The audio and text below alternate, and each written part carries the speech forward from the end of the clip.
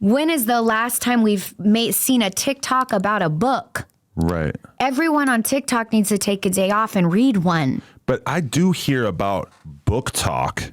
Like Where? there's a whole thing. Okay, you walk into Barnes and Nobles. There's a Barnes and Nobles that I go to occasionally, and I see this whole tray of books in the front that says book talk, and I'm like, why the f does TikTok not show me any books? Oh, because TikTok knows that I like ass and like police standoffs and shit. You know.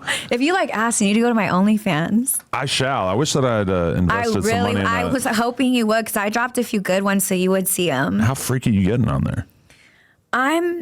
I'm expressing my sexuality the way I like to. I'm not here to leave anybody unleft. Okay. Yeah.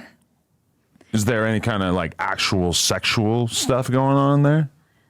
I'm leaving everybody happy. I'm not with. I've been with a girlfriend a few times doing fun stuff, but I've never like ever been in a relationship and record like, you know, you do more like real, raw, authentic. This is my wife. This is a person we're bringing in. This is our sex type of thing. Right. I don't do that. I'm not opposed to it. I just only got on OnlyFans just recently. I'm a baby. What made you want to do that?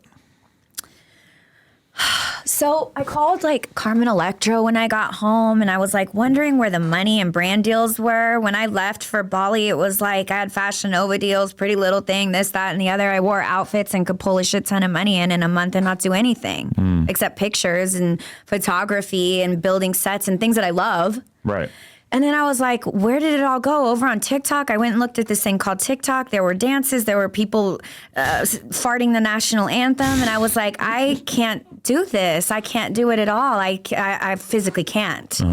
And so then I was like figuring out where, you know, into my way into a profession I really want to be in, developing that. But what do I do in the meantime? And she kind of explained OnlyFans to me in a very simple way. Carmen Electra's on there too? Yeah. Wow. And then in a very simple way, I understood it for a while. And then I was like meeting different girls that are on it. And it kind of is like the celebrity girls are over here and the OnlyFans girls are over here, and they don't really play friends too much.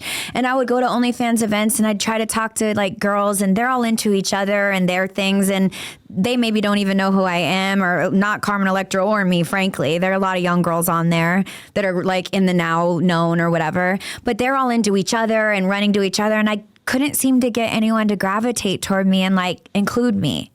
So I was like, what? Why am I not like fitting in here? Because I want to be cool. So then I just started to like go to different events and start to hear what people's content was and see things that I knew, no, I'm not doing that. I'm not going there with it. And then I saw things where I was like, that's actually really hot. And then I realized OnlyFans isn't in pictures. I was doing like 30 picture sets and whatever. And I was like, screw a picture.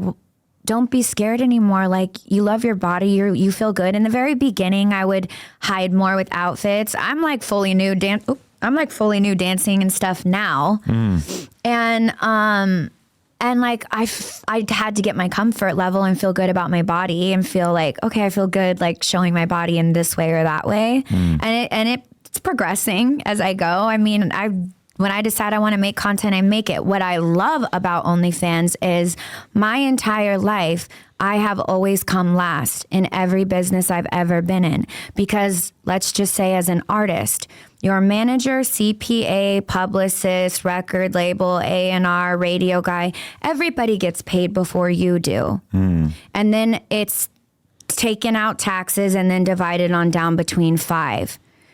You don't see money in any of the settings, even in regards to TV. You pay your agent, your manager, your this, your that.